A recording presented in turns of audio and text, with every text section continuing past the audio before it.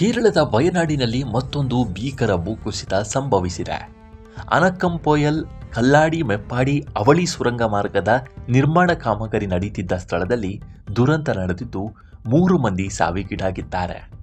ಸುಮಾರು ಮಂದಿ ಮಣ್ಣಿನಡಿ ಸಿಲುಕಿರುವ ಆತಂಕ ವ್ಯಕ್ತವಾಗಿದೆ. ಕನಿಷ್ಠ 6 ಮಂದಿ ಕಾರ್ಮಿಕರು ಗಾಯಗೊಂಡಿದ್ದು ಅವರನ್ನು ಆಸ್ಪತ್ರೆಗೆ ದಾಖಲಿಸಲಾಗಿದೆ.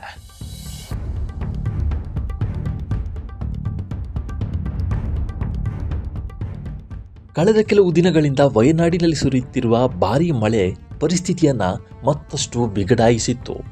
ಮೀನಾಕ್ಷಿ ಸೇತುವೆಯ ಸಮೀಪ ಈ ಘಟನೆ ನಡೆದಿದ್ದು, ಈ ಪ್ರದೇಶ 2024ರ ಜುಲೈನಲ್ಲಿ ಸಂಭವಿಸಿದ ಭೀಕರ ಭೂಕುಸಿತದಿಂದ ತತ್ತರಿಸಿದ್ದ ಮುಂಡಕಮೈಗೆ ಸಮೀಪದಲ್ಲಿದೆ.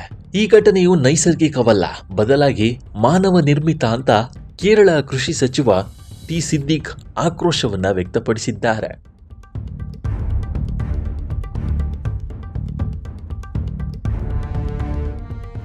ಇದು ನಿರ್ಲಕ್ಷ್ಯದ ಪರಮಾವಧಿ. ಕಾಮಗಾರಿಯ ಸ್ಥಳದಲ್ಲಿ ಮಣ್ಣನ್ನು ರಾಶಿ ಹಾಕಿದ್ದ ವಿಜ್ಞಾನ ಬಾಹಿರ ವಿಧಾನವೇ ಈ ದುರಂತಕ್ಕೆ ಕಾರಣ. ಈ ಮಣ್ಣಿನ ರಾಶಿಯನ್ನು ತೆರವುಗೊಳಿಸುವಂತೆ ಕೊಂಕಣ ರೈಲ್ವೆ ಪ್ರಾಧಿಕಾರಕ್ಕೆ ಈಗಾಗಲೇ ಲಿಖಿತವಾಗಿ ಸೂಚನೆ ನೀಡಲಾಗಿತ್ತು.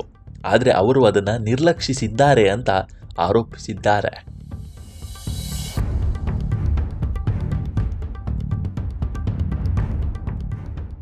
ಘಟನೆಯ ಮಾಹಿತಿ ತಿಳಿದಿದ್ದಂತೆ ಕೇರಳ ಮುಖ್ಯಮಂತ್ರಿ ವಿ.ಡಿ. ಸತೀಶನ್ ತುರ್ತು ಸಭೆಯನ್ನು ಕರೆದಿದ್ರು. ಪರಿಹಾರ ಕಾರ್ಯಗಳನ್ನು ಸಮರೋಪಾದಿಯಲ್ಲಿ ಕೈಗೊಳ್ಳುವಂತೆ ಸೂಚನೆಯನ್ನು ನೀಡಿದರು. ಸಚಿವರಾದ ಟಿ ಸಿದ್ದಿಕ್ ಮತ್ತು ಎಪಿ ಅನಿಲ್ ಕುಮಾರ್ ಅವರಿಗೆ ಸ್ಥಳಕ್ಕೆ ತೆರಳಿ ಉಸ್ತುವಾರಿ ನೋಡಿಕೊಳ್ಳುವಂತೆ ಆದೇಶಿಸಿದ್ರು. ಕಲ್ಪೆಟ್ಟಾದ ಅಗ್ನಿಶಾಮಕ ದಳದ ಸಿಬ್ಬಂದಿ ಹಾಗೂ ರಾಷ್ಟ್ರೀಯ ವಿಪತ್ತು ನಿರ್ವಹಣಾ ಪಡೆ ಸ್ಥಳದಲ್ಲಿ ರಕ್ಷಣಾ ಕಾರ್ಯಾಚರಣೆಯನ್ನು ನಡೆಸಿತ್ತು.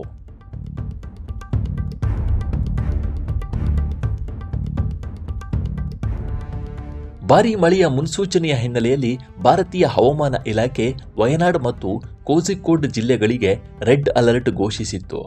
ಮಲಪ್ಪುರಂ, ಕಣ್ಣೂರು ಮತ್ತು ಕಾಸರಗೋಡು ಜಿಲ್ಲೆಗಳಲ್ಲಿ ಆರೆಂಜ್ ಅಲರ್ಟ್ ಈಗಲೂ ಜಾರಿಯಲ್ಲಿದೆ. ಕೇವಲ ಒಂದು ದಿನದಲ್ಲಿ ವೈತಿರಿಯಲ್ಲಿ 123 ಮಿಲಿಮೀಟರ್ ಮಳೆಯಾಗಿದೆ.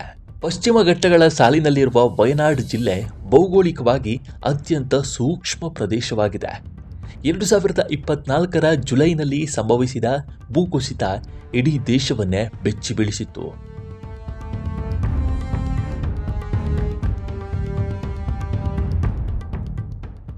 ಆ ದುರಂತದಲ್ಲಿ ಸುಮಾರು 298 ಮಂದಿ ಪ್ರಾಣ ಕಳೆದುಕೊಂಡಿದ್ರು.